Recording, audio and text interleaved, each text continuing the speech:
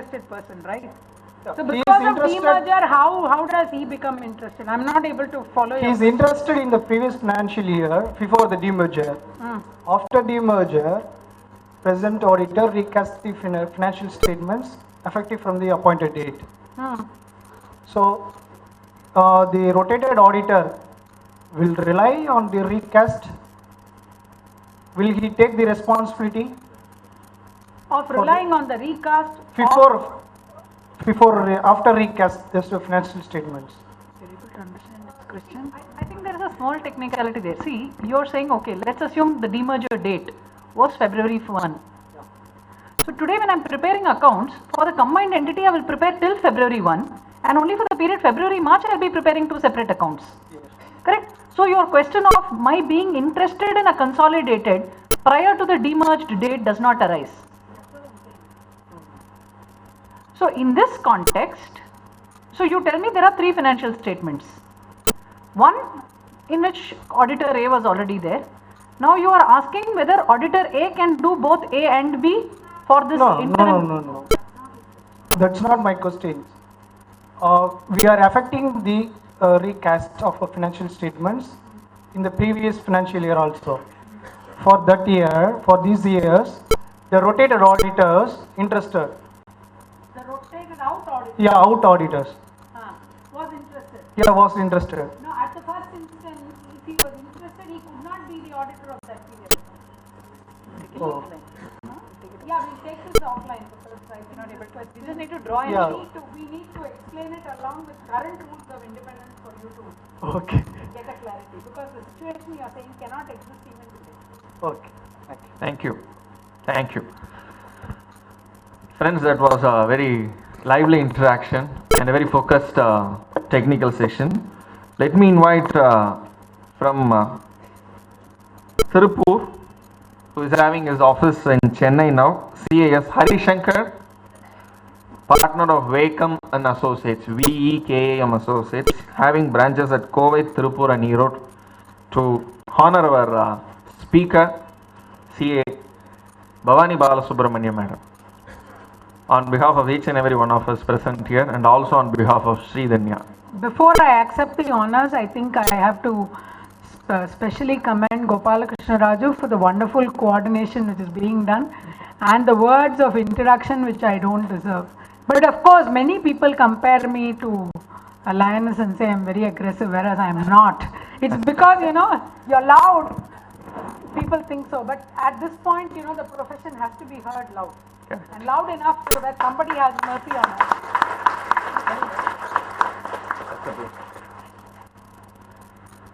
So that's Hari Shankar to Madam Bhavani. Let me invite from Pondicherry, CAV Nagaraj, a senior practicing chartered accountant, to give honors to CA Sri Priya Kumar.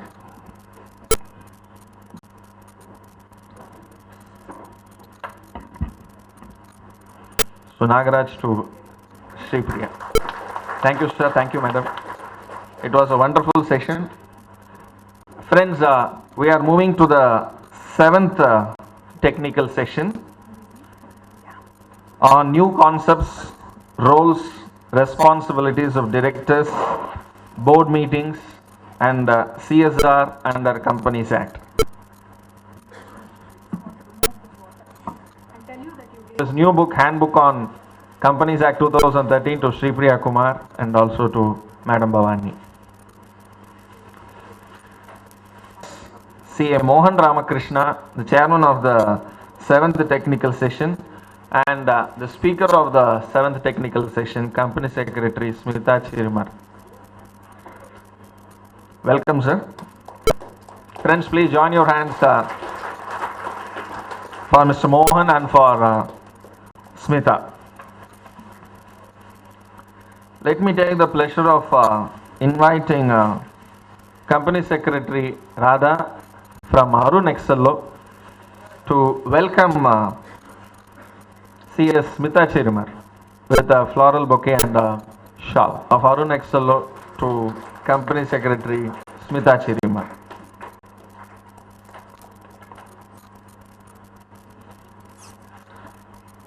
Let me take the pleasure of inviting from Tata Group, Mr. Ram Prasad.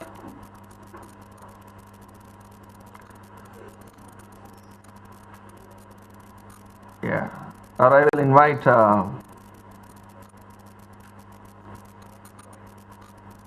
yeah. And that's Mr. Ram Prasad, Company Secretary of TRIL, a Tata Group venture, to welcome Mohan Ramakrishna, Chairman of the 7th Technical Session. That's Mr. Ram to Mohan.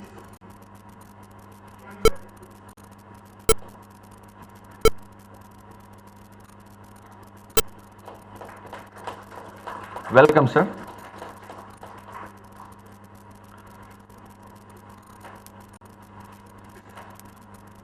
Thank you, sir.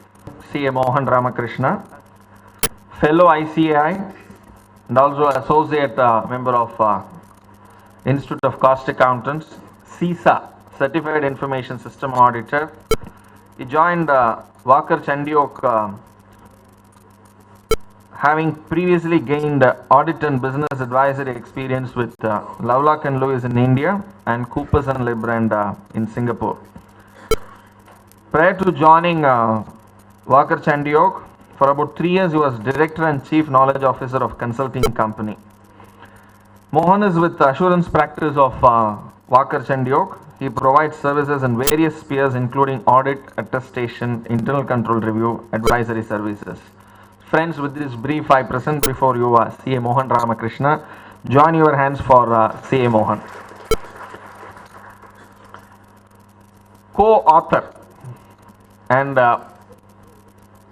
one among the core team of two company secretaries behind CSS Dhanapal, partner of Dhanapal Associates, Madam CS Smita Chirimar, a company secretary by profession, practicing as partner of SDA. Her interest is in 3 areas: corporate law, FEMA, and corporate governance. Postgraduate in commerce, associate of Company Secretary Institute. She is also pursuing a specialized corporate governance course. It's a post-qualification course in corporate governance offered by ICSI. Before coming into practice, she worked in a listed company of a big group of power and steel. She has gained substantial experience in a short span of time, and now she is a regular speaker, especially on Companies Act, LLP, and FEMA. This is reason to Companies Act 2013. She has been widely following every development that is happening, and that made her to co-author along with CSS Dhanapal. So with this brief, I present before you Company Secretary Smita Chirimar. Friends, new concepts, but this 40 minutes to the speaker will definitely be not be possible, but I am sure she will do an excellent job with this time. There are a lot of new things I want to hear from her, especially on one-person company, CSR, and also on directors and board meetings. So many changes they have brought here, and today the total number of companies is 11 lakh companies. Out of that, the statistics yesterday given by K. Ramesh says more than 95% are private limited companies. Now, let me add one more statistics to that. The GDP of our country predominantly is from the small and medium enterprise, which includes the sole proprietors and the partnership firms. Today, there is no legal status given to a sole proprietor. Maybe after this particular procedure, one-person company will become a commonality for a sole proprietor to come forward. Actually, the moment OPC concept came, when it was discussed in open public, there was a debate how many OPCs one individual can open. Only one. But now they have brought a full stop to it. 5 OPCs a one-person company can have. That means An individual can have an individual PAN card, a HUF PAN card, 5 one-person company PAN cards. So that means it's 7. The taxation aspect of a one person and also the incorporation of one person definitely will pay a lot of professional avenues with respect to accounting and also with respect to the incorporation procedure. Friends, with this brief, I lay this particular session in the safe hands of the chairman of the session to CA Mohan Ramakrishna. Over to CA Mohan. Dear co-professionals, students, ladies and gentlemen, very good afternoon to you. Can I have a louder response, please? Yeah, thanks a lot. I would like to thank two more persons also along with this. First is to Sri Dhanya and everybody from Sri Dhanya who have given me this opportunity to stand before you and be the chairman of this session. And Sri Dhanya, I understand, is just into its first year of existence, and they seem to be already doing yeoman services towards connecting professionals and then sharing of knowledge. Kudos to them, to Mr. Dhanapal, to Mr. Elango and the entire team here. And I see that this conference is extremely well organized. I attend quite a lot of conferences. This one specifically has been very well organized. I was very happy to see a minute by minute itinerary which I received, which said what is to be done even within sessions on a minute by minute basis. Thanks to your team. The next thanks should go to Mr. R. Srinivasan, who is part of Institute of Directors, where we work a lot on corporate governance, CSR activities, and training of directors to the Director of Fraternity. We are colleagues on the Executive Committee of the Tamil Nadu chapter of Institute of Directors, where he is the Secretary General and I am a Treasurer. He was not able to be in here today, and so he had requested me to kind of take over his position, and I'm very happy to do it. It's always one person's loss is another's gain. So I thanks to Mr. Srinivasan also. And I am the, you find me as chairman of this session. In fact, I always had the fear that once you go past your 25th year of professional experience, people tend to relegate you into chairmanships. They want you to speak less and probably to do the chairing and then try to mentor. I have always been liking to be a speaker. I like to speak on professional fora and even otherwise. But I'm happy to be here as chairman. I take some this thing from the previous session, where the chairperson of that session was a person who completed her CA studies in a firm where I was already a partner. So that way I think chairman, it doesn't go by the grey hair alone, I consider. So I'm here before you as chairperson of this session.